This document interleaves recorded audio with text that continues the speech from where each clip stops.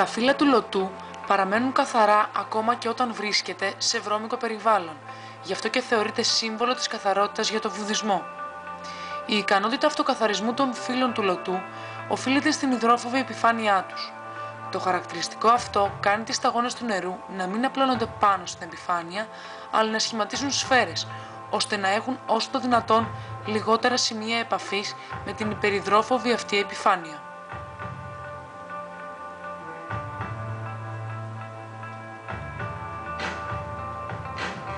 Το φαινόμενο του λωτού βρίσκει πολλές εφαρμογές στη βιομηχανία. Η υδροφοβική μεμβράνη μπορεί να εφαρμοστεί σε όλες σχεδόν τις επιφάνειες και να τις κάνει υδροφοβικές. Αν θέλετε μια επιφάνεια να αποθεί το νερό, απλώς ψεκάστε την με την ειδική φόρμουλα. Η μεμβράνη που καλύπτει πλέον το υλικό αποθεί τις σταγόνες του νερού και δεν τις αφήνει να απλωθούν.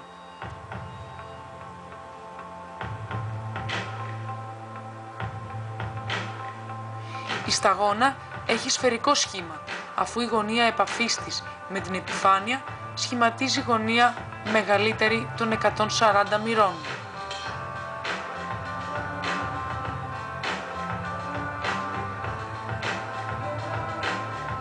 Όπως συμβαίνει και με το φύλλο του λωτού, οι ρήποι απομακρύνονται από την επιφάνεια μόλις πέσουν λίγες σταγόνες νερό.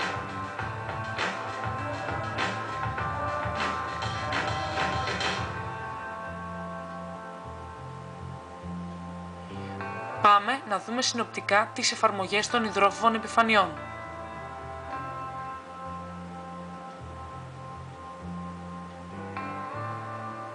Πρώτον, μεγάλη υδροφοβία. Η σταγόνα του νερού δεν απορροφάται από το υλικό και είναι πολύ εύκολο να απομακρυνθεί από αυτό. Δεύτερον, διαπερατότητα αέρα. Κατάλληλη για όλες τις υφές. Χαρακτηριστικό της είναι η αδιαβροχοποίηση.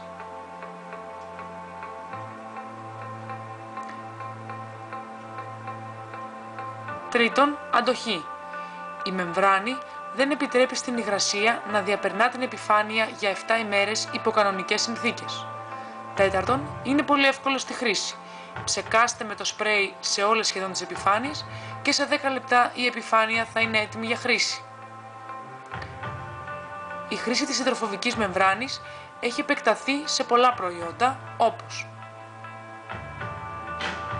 εξαρτήματα, σε πληθώρα υφών, σε μουσικά όργανα, στην αρχιτεκτονική και σε προϊόντα αθλητών.